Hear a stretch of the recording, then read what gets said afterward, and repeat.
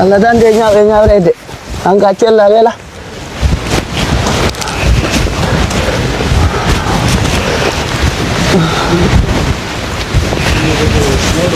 Allah dan de ñaw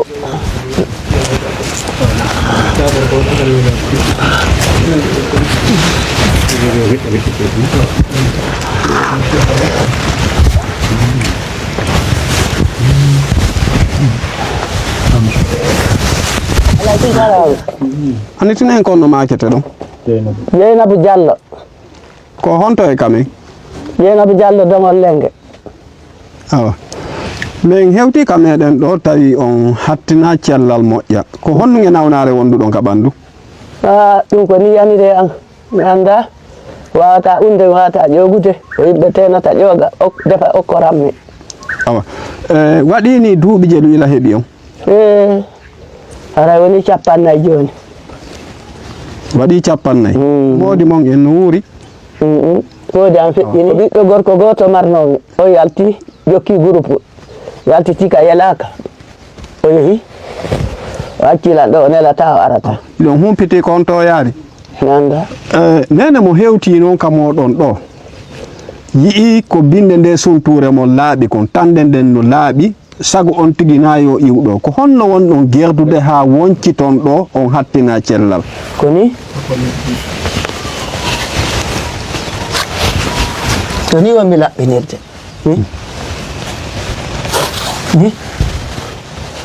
wanna nde jullere ɗo mi jooɗo tono wonmi laɓɓinirde joni noon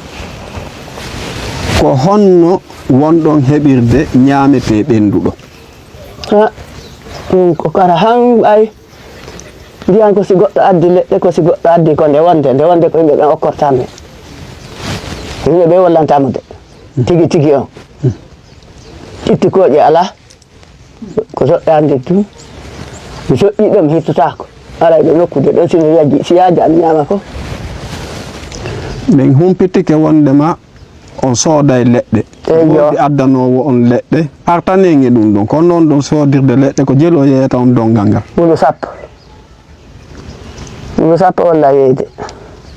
so heeɓi ngal dongal on defiray ngal balɗe jelu jeego ɓay mi iwloto balɗe jeego joni noon mi yii jaɓere ka sumture ɗo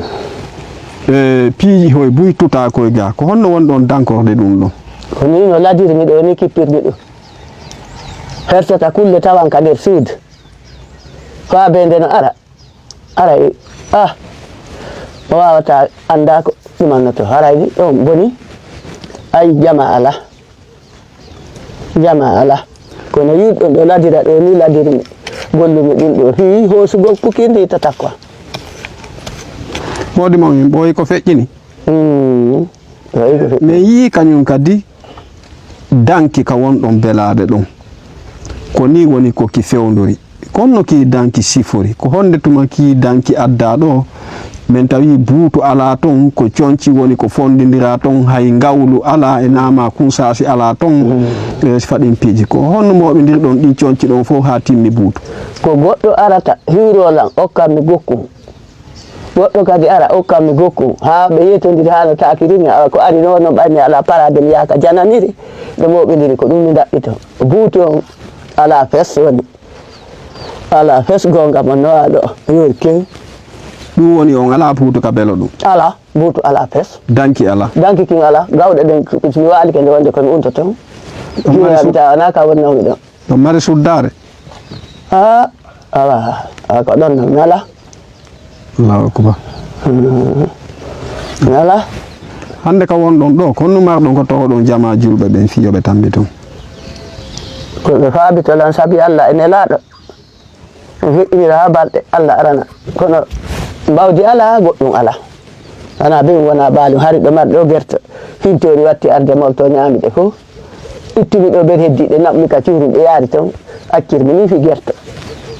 hari hiɗo mari gerto ko boddi ɓay ko ɗuyete finto ka meɗen ga ko ɗum wonno arde soppaɗe ladirgol ɗan ni yahana o suka ka arduɗon ɗo miɗo tekki wallini ɗo mi on mbi armi tawi ko dow ga min tawi ndi yeehi ɓe wiya mi ƴetti mi naɓa ka cuurum heddi ɗen soppi ɗiɗi min nawri kadi ka cuurum ardi toon kadi ɗi ardi toon soppi ɗon kadi ɗiɗi ƴettumi heddi ɗen sokkirmi ngal hari bafal ala waccintawal ɗo joni ko ɗum holli hande on ala be on ala baalum ala gerto kum sina kiwon kiɗo ala fus ala fus hay fus ala so hay fus ala kon ndungu no gasa salligeteɗan on tuɗay ɗo honno wonɗon heɓirde ndiyam yareteɗan ɓay koma yaron salligo ɗon fewno ɗon somi tawi ɗan horsay woni mi nodday inna kodi wallela ndiyam alaga an kasi o miñan an ɗo ardiga o adda o daray o ara tun o dara so tawi ala ƴettamiran o o addoya si lanni simo ɓatti ɗo mi walanamo si o ɓattaki mi nodda hoɗo ngo addanami ndiyam